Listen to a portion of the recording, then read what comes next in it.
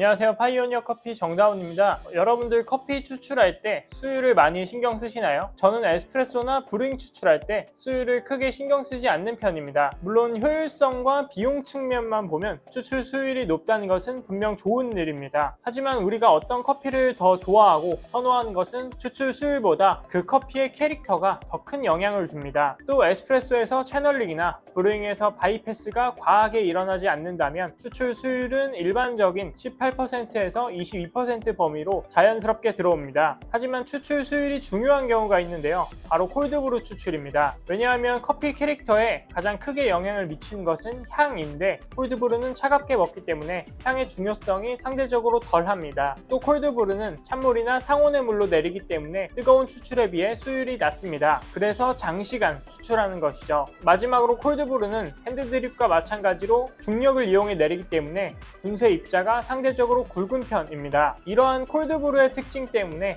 추출 수율을 조금이라도 높이려는 시도들이 다양하게 있습니다. 물을 한 방울씩 점적식으로 추출하는 대신 분사형으로 추출하기도 하고 에스프레소와 마찬가지로 압력을 이용해 추출하기도 합니다. 하지만 이것 말고도 더 독특한 방법이 있는데요. 바로 초음파를 이용한 방법입니다. 초음파는 사람이 들을 수 없는 범위의 진동수를 가진 음파를 뜻하는데요. 사람은 20에서 2만 헤르츠 범위를 들을 수 있고 이 영역을 가청 음파라고 합니다. 그리고 2만 헤르츠 이상의 진동수를 가진 음파를 초음파라고 합니다. 개나 고양이, 박쥐, 돌고래 같은 많은 동물은 초음파 영역을 들을 수 있고 잘 활용할 수 있습니다. 생화학에선 세포벽이나 세포질을 깨트릴 때 활용하기도 합니다. 커피 추출에서는 초음파가 가진 진동을 이용해서 커피 성분을 더 잘 끄집어낼 수 있도록 할 수 있습니다. 우리가 핸드드립 할 때 뜸을 들이거나 잘 저어주는 행위, 낙차를 높이는 행위는 모두 추가적인 에너지를 가해 커피 내부의 성분을 잘 뽑아내기 위함인데요. 초음파가 바로 그러한 역할입니다. 물과 섞여 있는 커피에 초음파를 가하면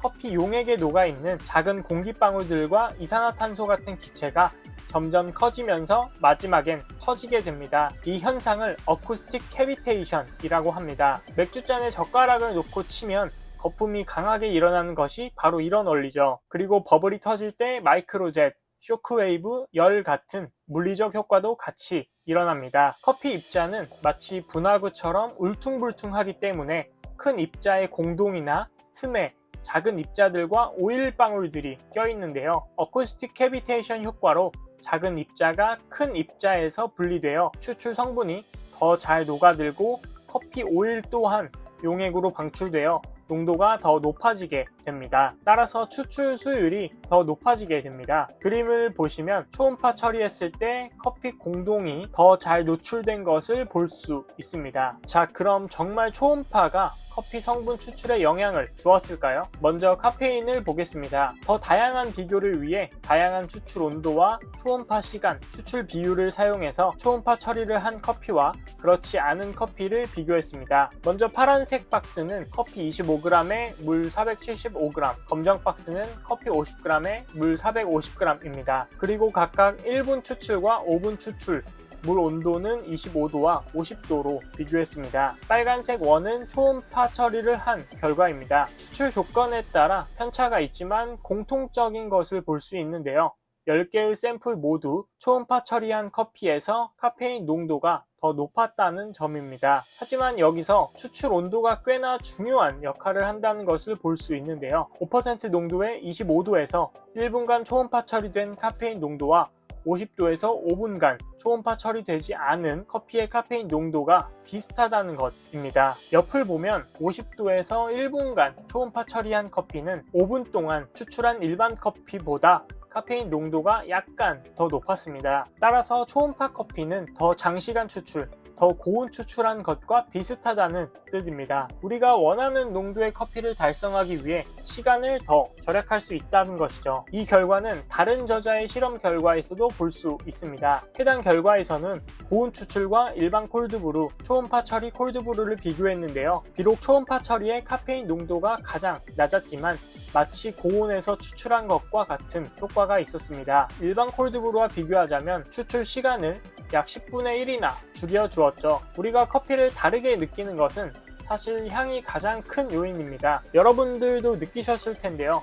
콜드브루는 대부분 비슷한 맛입니다. 특유의 초콜릿티한 느낌이 있죠. 그래서 향기 성분들의 비교는 단순히 카페인 농도보다 더 중요하다고 할 수 있습니다. 먼저 콜드브루끼리의 결과를 보겠습니다. 표를 보시면 가로축에 샘플들이 있고 왼쪽 세로축은 일반 커피와 초음파 커피의 비율입니다. 그리고 각 성분들이 비교되어 있죠. 세로축의 100%라는 값은 동일 조건에서 일반 커피와 초음파 커피의 어떤 성분의 양이 같다고 할 수 있습니다. 100%를 넘으면 초음파 커피의 성분이 더 많다는 뜻이고요. 결과를 보면 대략 한눈에 봐도 같은 추출 조건에서 초음파 처리 커피의 휘발성 성분들이 더 많다는 것을 볼 수 있습니다. 지금 결과도 앞서 본 카페인과 마찬가지로 초음파 처리가 상당히 좋은 효과를 준다고 할 수 있습니다. 추출 시간을 줄이면서 동일한 향기 성분을 얻을 수 있다면 시간당 만들 수 있는 콜드브루의 양도 늘어나겠죠. 근데 만약 추출 온도를 더 높인 커피가 있다면 어떨까요? 다음 결과를 보겠습니다. 표의 일부만 가져왔는데요. 앞에 2개는 뜨거운 추출,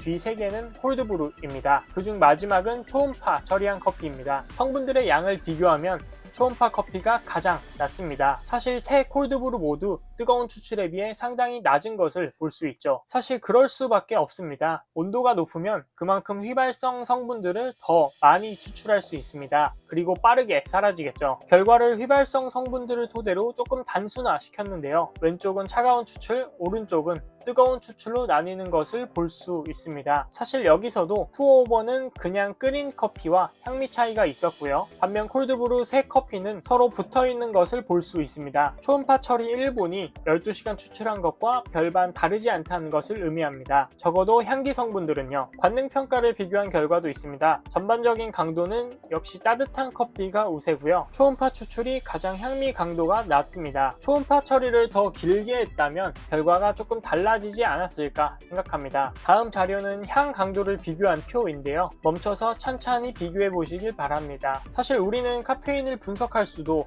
커피 성분들을 기기 분석할 수도 없습니다. 우리가 할 수 있는 방법은 농도를 측정해서 수율을 계산하는 일일 텐데요. 마지막으로 추출 수율을 비교해 보겠습니다. 지금 결과는 브레빌로 추출한 에스프레소 결과입니다. 바스켓에 초음파를 가했죠. 첫 번째로 추출 비율에 따른 비교입니다. 1분 동안 초음파 처리를 했고 추출 온도는 22도입니다. BLP 50%는 바스켓의 50% 정도만 커피 입자를 담았다는 뜻입니다. 초음파 처리에서 더 수율이 높게 나왔습니다. 추출 시간에 따른 결과도 볼 텐데요. 사실 결과는 비슷합니다. 초음파 처리에서 더 높았죠. 마지막으로 추출 온도에 따른 비교입니다. 결과는 굉장히 흥미로운데요. 온도가 낮을 때는 초음파 커피와 꽤 차이가 나다가 90도쯤이 되니 거의 비슷해졌습니다. 90도 정도 온도면 커피 성분을 꺼내는데 큰 무리가 없다는 것을 보여주죠. 이 결과는 앞서 본 카페인과 향기 성분에서 온도의 역할과 비슷합니다. 온도는 추출의 효율을 상당히 높이는 변수인 것이죠. 다만 90도를 넘는 고온에서 91도나 92도 같은 소폭의 온도 차이는 추출에 큰 영향은 없습니다. 자, 오늘은 초음파 콜드브루에 대해 다뤘습니다. 저도 콜드브루를 하고 있지만 참 까다로운 음료입니다. 일관성 있는 추출을 하기 상당히 어렵고 시간도 꽤 오래 걸립니다. 초음파의 도움을 받는다면 시간을 단축시킬 수 있을 뿐 아니라 더 일관성 있는 추출을 할 수 있지 않을까 생각합니다. 오늘 아카데믹 커피는 여기까지입니다. 감사합니다.